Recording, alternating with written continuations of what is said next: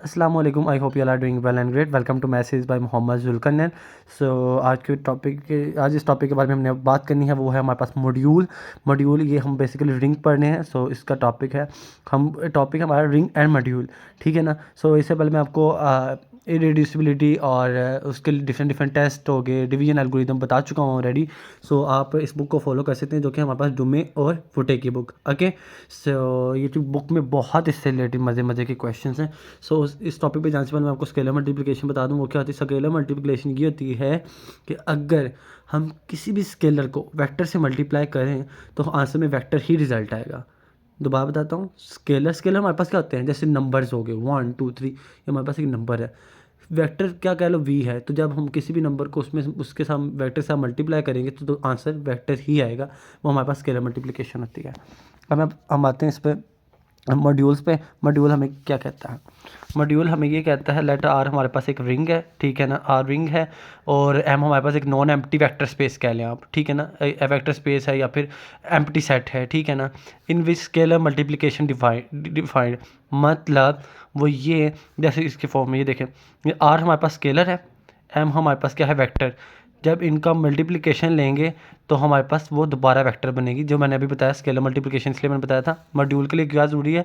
Are एक ring है, M हमारे पास एक स्पेस है जो कि नॉन एम्प्टी है, जिसमें स्केलर मल्टीप्लिकेशन डिफाइंड है। स्केलर मल्टीप्लिकेशन मैंने बता दिया है, जब हम स्केलर को मल्टीप्लाई करें वेक्टर से, दोबारा आंसर वेक्टर ही आए। और R cross M order pair की फॉर्म में होता है, तो आर इंटू एम हमारे पास ये हमारे पास स्केलर है, ये हमारे पास वेक्टर है, तो जब इसका आंसर आएगा वो आर इंटू एम हमारे पास एक वेक्टर ही होगा। Then M is said to be left R module, जिसमें ये प्रॉपर्टीज़ होल्ड करें, और इसके अलावा ये वाली बेसिकली ये वाली प्रॉपर्टीज़ हमने चेक करनी है। मैंने इसको आसान फॉर्म में लिखा हुआ है। Okay okay, so first of all जो प्रॉपर्टीज़ हमने देखनी है, देखना हम, और उसके बाद जो एम ने मॉड्यूल बनाना होता है, ठीक है ना। अब मैं अब सबसे पहले आता हूँ, M is abelian group. Abelian group क्या मतलब? उसमें एसोसिएटिव भी होना चाहिए, प्रॉपर्टी डिस्ट्रीब्यूटिव होनी चाहिए, कम्यूटेटिव प्रॉपर्टी होनी चाहिए, वो आइडेंटिटी इनवर्स वाली जो हमने पढ़ी हुई थी ऑलरेडी, वही है अबेलियन ग्रुप। ओके, उसके बाद हमारे पास सेकंड प्रॉपर्टी है कि अगर हमारे पास स्केलर है और दो वेक्टर्स हैं, तो हम उनको जब स्केलर को दो वेक्टर से मल्टीप्लाई करेंगे तो उनके साथ अलग-अलग मल्टीप्लाई होगा। उसके बाद अगर हमारे पास दो स्केलर हों और एक वेक्टर हो, तो उसके बाद भी केस सेम है कि अलग-अलग ही मल्टीप्लाई होंगे।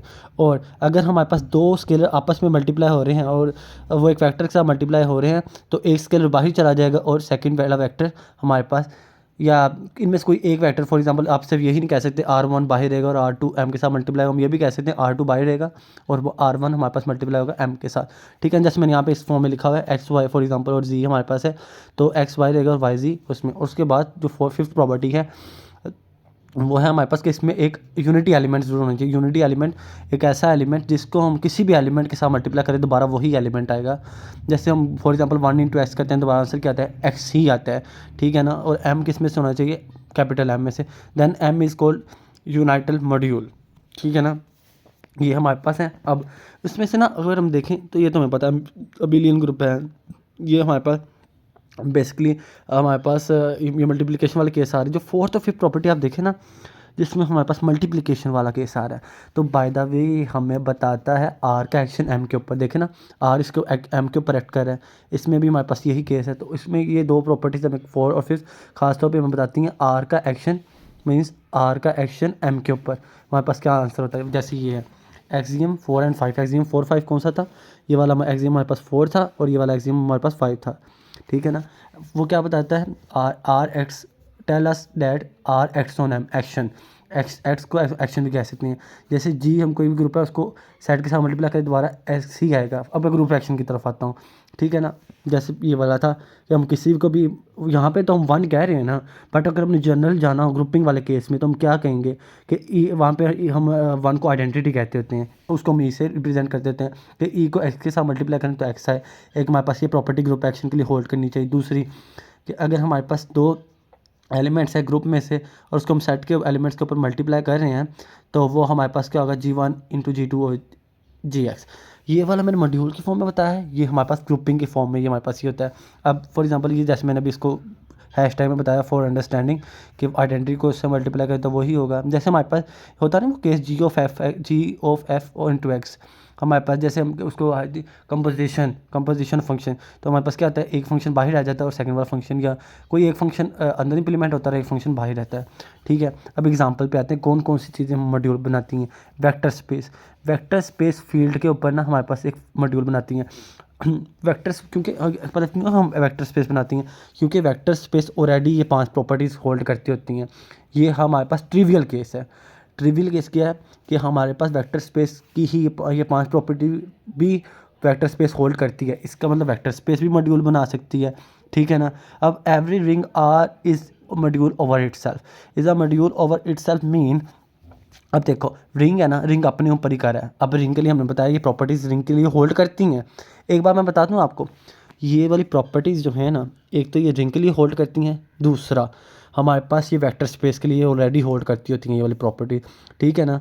तो ये आपने माइंड में रखनी है कि जो मॉड्यूल की ये 5 प्रॉपर्टीज़ हैं ना, ये ट्रिवियल केस है। ट्रिवियल केस का कि जो कि है ही है कि हमारे पास रिंग और दूसरा वेक्टर स्पेस ऑलरेडी ये प्रॉपर्टीज़ होल्ड कर रही होती हैं। इसका मतलब अब देखो ना, हम क्या कह रहे हैं, आर अपने ऊपर, ज़ाहिर बात इफ़ एवरी, जैसे हम कह रहे हैं यहाँ पे वेक्टर स्पेस को एफ़ के ऊपर हमने कहा था, तो हमने कहा था वो मॉड्यूल है। इसके केस में देखो ना, every ring R over itself, ठीक है ना, मॉड्यूल है। तो ज़ाहिर बात है रिंग तो ये प्रॉपर्टीज़ होल्ड कर रही है और वो अपने ऊपर ही एक्ट कर रही है। तो वो जो अपने ऊपर एक्ट कर रहा है मतलब वो भी 5 प्रॉपर्टीज़ होल्ड करता है। तो इसका मतलब हमारे पास ये भी मॉड्यूल होगा। जैसे मैंने लिखा हुआ ना, just because we now that distributive and associative property holds in every ring. ठीक है ना। इसका भी मैं आपको इंशाल्लाह वीडियोज़ एक रिंग पे ना बहुत मज़े की मैं वीडियोज़ आप लोगों को बना के इंशाल्लाह इन फ्यूचर सेंड करूँगा। और उसके पहले मैं आपको दो कुछ चीज़ें बता दूँ। Structure preserving same form, homomorphism को हम कहते हैं स्ट्रक्चर प्रिजर्विंग सेम फॉर्म। आगे आपको इसके बारे में बताता हूँ कि होमोमॉर्फिज्म का मतलब क्या है। उसके बाद एक्शन डन होता है कब, जब सिर्फ फंक्शन होमोमॉर्फिज्म होता है। इसलिए मैंने आपको पहले बताया कि हम पहले होमोमॉर्फिज्म हमारे पास इंप्लीमेंट होगा तो ही हमारे पास एक्शन, ये जो 2 प्रॉपर्टीज़ थी ये होल्ड करेंगी। सो अब मैं नेक्स्ट की तरफ चलते हैं। ओके चलते हैं। अच्छा, नेक्स्ट हमारे पास है every abelian group is a G module. Every abelian group हमारे पास जी मॉड्यूल होता है। अबिलियन ग्रुप कौन से ग्रुप होते हैं, जिनमें मैं आपको यहाँ पर बताता हूँ। अबिलियन ग्रुप वो वाले ग्रुप होते हैं जिसमें पहले प्रॉपर्टी हमारे पास कम्यूटेटिव होल्ड करता है। Commutative mean X plus Y is equal to Y plus X होता है। दूसरा एक्स इंटू, अगर हम वाई जी लें तो वो बराबर होता है एक्स इंटू वाई जी के। तीसरा, अगर हम एक्स प्लस वाई इंटू जी करें तो एक्स जी प्लस वाई जी होता है। चौथी प्रॉपर्टी आइडेंटिटी वाली, क्या उसमें आइडेंटिटी प्रॉपर्टीज होल्ड करती है। 1 इंटू एक्स लें तो हमारे पास एक्स होता है। चौथा कि हर एक फंक्शन का हमारे पास एलिमेंट का इन्वर्स एग्जिस्ट करता है। ये मतलब एक्स का कोई ना कोई इन्वर्स एग्जिस्ट करेगा जिसके साथ उसको मल्टीप्लाई करे तो हमारे पास 1 हो। ये 5 प्रॉपर्टीज़ हमारे पास, ये 5 प्रॉपर्टी अबिलियन ग्रुप की होती है। तो वो कह रहा है जी मॉड्यूल है। अब इसका मैं अगर बताऊँ, अब फॉर एग्जांपल मैं एन ए ले रहा हूँ, जी के ऊपर है ना, तो ए मैं अबिलियन ग्रुप में से ले रहा हूँ एन के साथ, तो मैं एन को इस फॉर्म में लिख सकता हूँ ए plus A plus A plus ए। ठीक है ना। अब वो इक्वल टू 0 होगा, क्यों, एन इक्वल टू 0 है। अब देखो मेरी बात सुनो, एन किस में से बिलोंग कर रहा है, जी में से, तो जी में हमारे पास 0 भी होता है। हमने ये नहीं कह रहे कि हम हमेशा 0 ही लेंगे, हम केसेस यहाँ पे डिस्कस कर रहे हैं कि किस में केस में क्या होगा। अब देखो ना, a plus a into 0 is equal to 0, क्यों, एन इक्वल टू 0 है ये वाले केस में, क्योंकि जी के अंदर इंटीजर्स के अंदर 0 बिलोंग कर रहा होता है। अब एक हम एन इज इक्वल टू 0 के लिए केस पढ़ लिया है कि हाँ जी, एन इक्वल टू 0 के लिए केस है। ठीक है ना। उसके बाद no I am mistaken here, sorry, कि अगर हमारे पास n ग्रेटर दैन 0 हो, मैंने यहाँ पे एक लाइन मिस कर रही हूँ। अगर n ग्रेटर दैन 0 हो तो ये प्रॉपर्टीज़ होल्ड करेंगी ए प्लस ए। अगर n इक्वल टू 0 हो तो ये तो सारी बात मल्टीप्लाई होकर सारा ही 0 हो जाएगा। और अगर n लेस दैन 0 हो, ये तीसरा केस है। ठीक है ना। तो सारी बात है, जहाँ जहाँ a है वहाँ पे पॉजिटिव था ना, यहाँ पे n ग्रेटर दैन 0, तो वहाँ 1 a के साथ आया था। बट यहाँ पे n लेस दैन 0 है, मतलब नेगेटिव है, तो वो माइनस ए होगा। और सारा ये अगर हम इसको एक सिमुलेशन या फिर कम्पैक्ट फॉर्म में लिखें तो वो माइनस n इंटू ए बनता है। ठीक हो गया। उसके बाद हम देख पा रहे हैं कि अगर हम n को, अब यहाँ पे लग रही है प्रॉपर्टी फॉर्म ने क्या कहा था कि अगर n into A plus B लें तो वो हमारे पास बराबर होना चाहिए N A plus N B, right.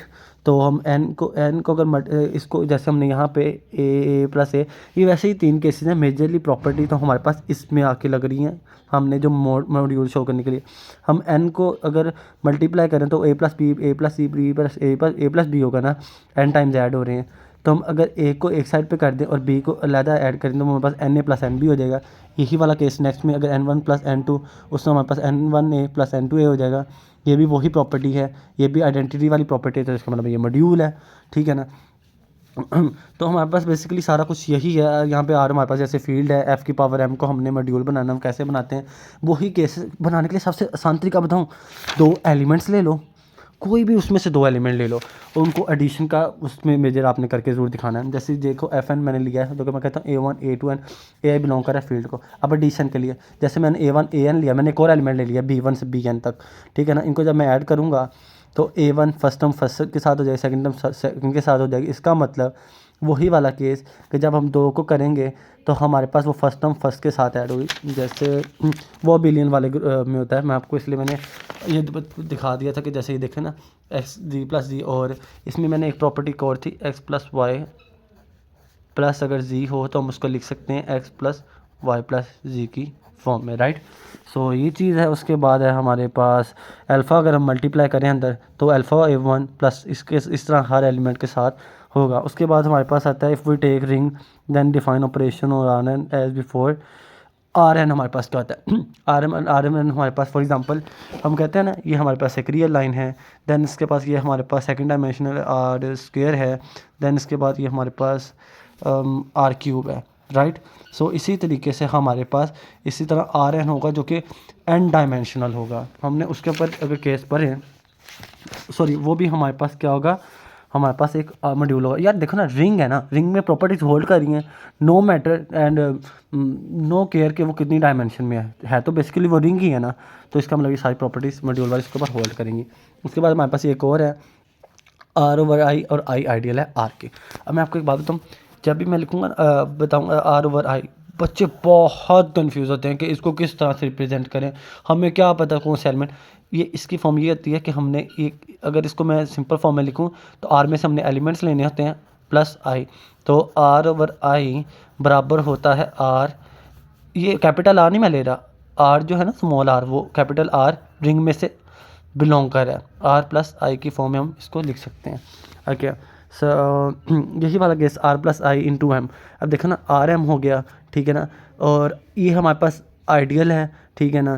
तो आर में आप कोई भी एलिमेंट्स ऐड करो तो आइडियल का ये प्रॉपर्टीज़ होती है हमारे पास। मैं आपको आई थिंक पिछली बता चुका हूँ, बल्कि पिछली वीडियो में आपको बता चुका हूँ कि उसमें कोई भी एलिमेंट्स ऐड करें वो दोबारा वही होता है, सेम यही केस, ठीक है। सो बाय द वे इस वीडियो को यहीं पे ख़त्म करते हैं। आप इनको मैं चाहता हूँ कि आपको इनको खुद तवज्जो से पढ़ो, ठीक है, और इनके आप वर्क करो। नेक्स्ट हमने पढ़नी है सब मॉड्यूल्स, और ये बहुत इंपॉर्टेंट है, बहुत मज़े की है। सो आई होप आप इसके लिए तैयार रहेंगे। सो नेक्स्ट वीडियो में मिलते हैं।